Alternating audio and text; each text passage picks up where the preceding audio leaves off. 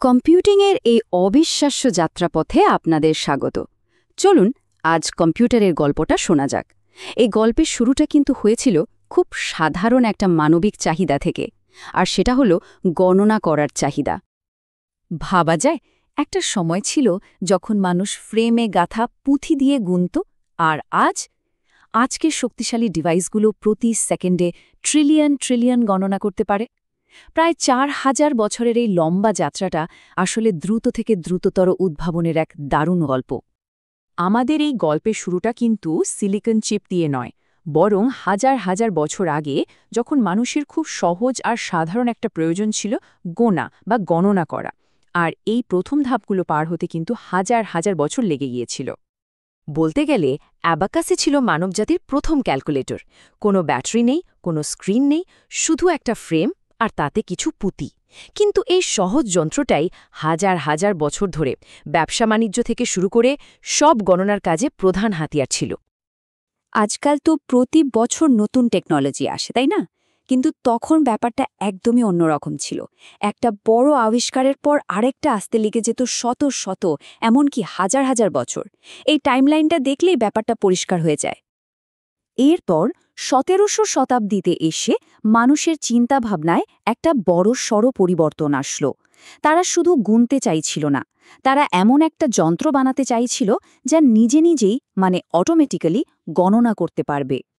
Pascal আর লিবনিজের মতো জিনিয়াসরা তো দারুণ সব জটিল মেকানিক্যাল ক্যালকুলেটর বানিয়েছিলেন।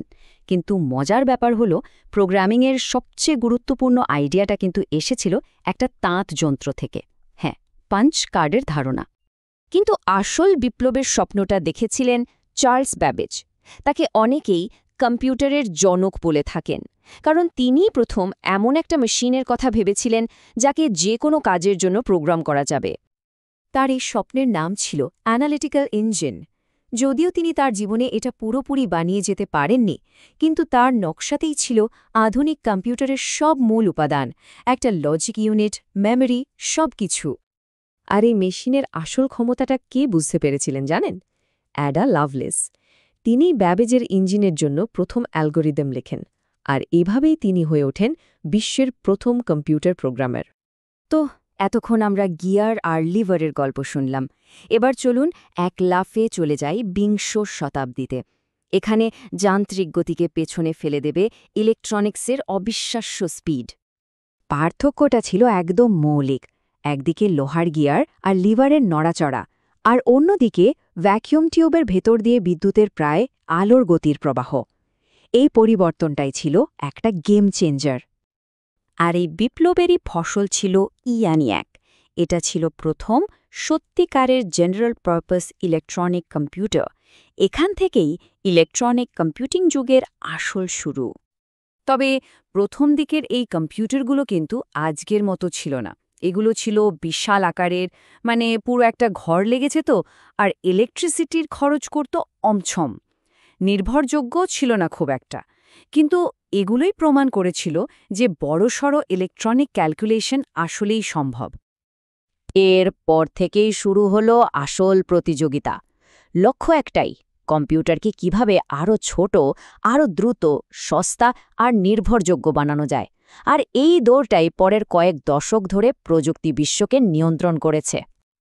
এই অবিশ্বাস্য পরিবর্তনের পেছনে ছিল মূলত ৩টি যুগান্তকারী আবিষ্কার। প্রথমে আসলো ট্রানজিস্টর, যা বিশাল ভ্যাকিউম টিউবকে সরিয়ে দিল। তারপর ইন্টিগ্রেটেড সার্কিট, যা একটা ছোট্ট চিপের মধ্যেই অনেকগুলো ট্রানজিস্টরকে বসিয়ে দিল। আর সবশেষে আসলো মাইক্রোপ্রসেসর, একটা সম্পূর্ণ কম্পিউটার প্রসেসর মাত্র একটা চিপে। ১৯৭১ সালটা ছিল একটা মাইল ফলক। এই বছরই ইন্টেল তাদের ৪০০৪ মাইক্রোপ্রসেসর বাজারে আনে, আর এটাই ছিল পার্সোনাল কম্পিউটার তৈরির পথে শেষ এবং সবচেয়ে গুরুত্বপূর্ণ ধাপ। আর এরপরেই শুরু হলো চতুর্থ প্রজন্মের যুগ, মানে পার্সোনাল কম্পিউটার বা পিসির যুগ। অ্যাপেল, আইবিএমের মতো কোম্পানিগুলো কম্পিউটারকে সরাসরি আমাদের বাড়ি আর অফিসে পৌঁছে দিল। যে শক্তিটা একসময় একটা পুরো ঘর দখল করে রাখত, সেটা এখন আমাদের ডেস্কের ওপর। এটা শুধু একটা যন্ত্র ছিল না, এটা সমাজকেই চিরতরে বদলে দিয়েছিল। এই পথ ধরেই আমরা আজকের যুগে এসে পৌঁছেছি। এখন পরিবর্তনের গতি আগের যে কোনো সময়ের চেয়ে অনেক বেশি। আমরা এখন শুধু গণনা করছি না, আমরা এমন যন্ত্র বানাচ্ছি যা চিন্তা করতে পারে, শিখতে পারে আর নতুন বাস্তবতা তৈরি করতে পারে। আজকের দিনে কম্পিউটিংয়ের জগৎটা কত বড় দেখুন। একদিকে আছে চ্যাট জিপিটির মতো আর্টিফিশিয়াল ইন্টেলিজেন্স, যা নতুন কিছু সৃষ্টি করতে পারে। অন্যদিকে আছে সুপার কম্পিউটার, যা জটিল সব গবেষণা করছে। আসছে কোয়ান্টাম কম্পিউটিং, যা হয়তো আজকের অসম্ভব সমস্যাগুলোর সমাধান করবে। আর আইওটি বা ইন্টারনেট অফ থিংসের মাধ্যমে তো কম্পিউটিং আমাদের চারপাশের সব কিছুর মধ্যেই ঢুকে যাচ্ছে।